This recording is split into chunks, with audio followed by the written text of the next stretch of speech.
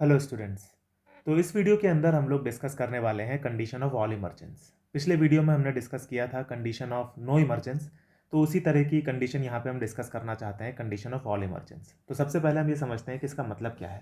तो इसको भी मैंने आपके सामने एक क्वेश्चन के फॉर्म में पुटअप किया है।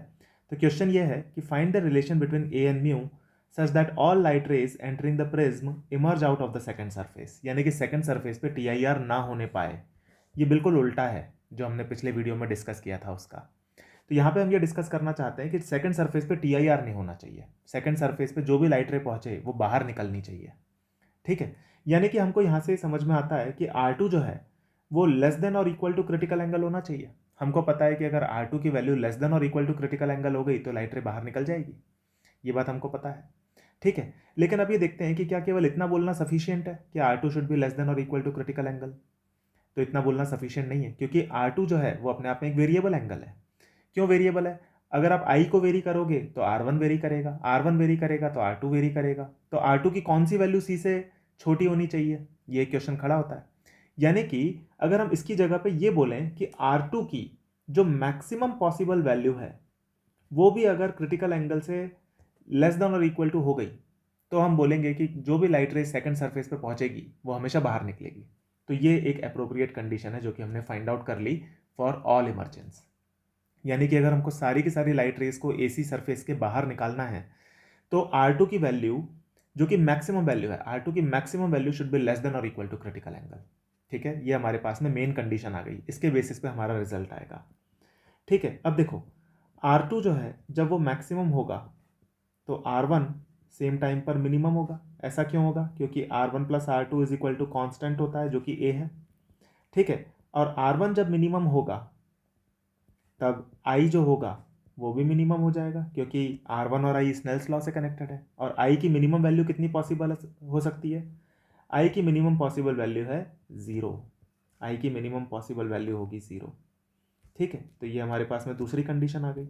अब हमको पता है कि अगर I की वैल्यू 0 हो जाएगी, अगर I की वैल्यू 0 है तो R1 की वैल्यू भी 0 हो जाएगी, क्योंकि फिर वो नॉर्मल इंसिडेंस का केस हो जाएगा।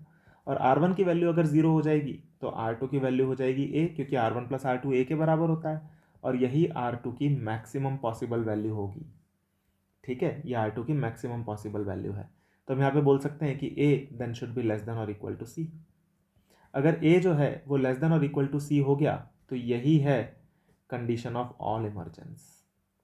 Condition of all emergence.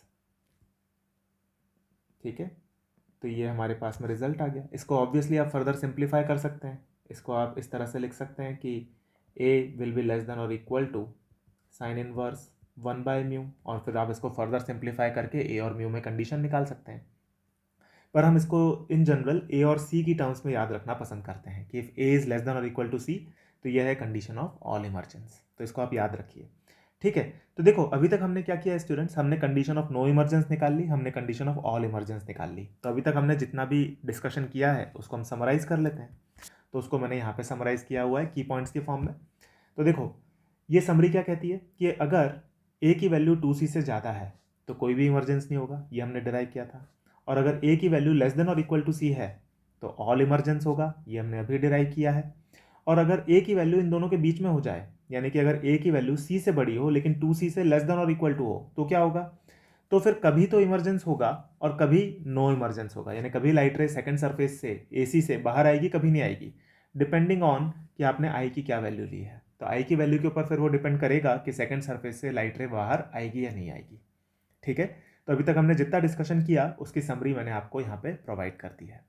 तो ये जितना भी हमने अभी तक डिस्कशन किया है प्रिज्म के ऊपर उसको आप रिवाइज कीजिए, सभी फॉर्मूलों को अपने हाथ से डिराइव कीजिए, तब आपको 100% समझ में आएंगे। ठीक है, इन फॉर्मूलों को, इन रिजल्ट्स को हम लोग आने वाले क्वेश्चंस के अंदर इस्तेमाल करेंगे। ओके देन, थैंक यू, मिलते हैं नेक्स्ट वीडियो में।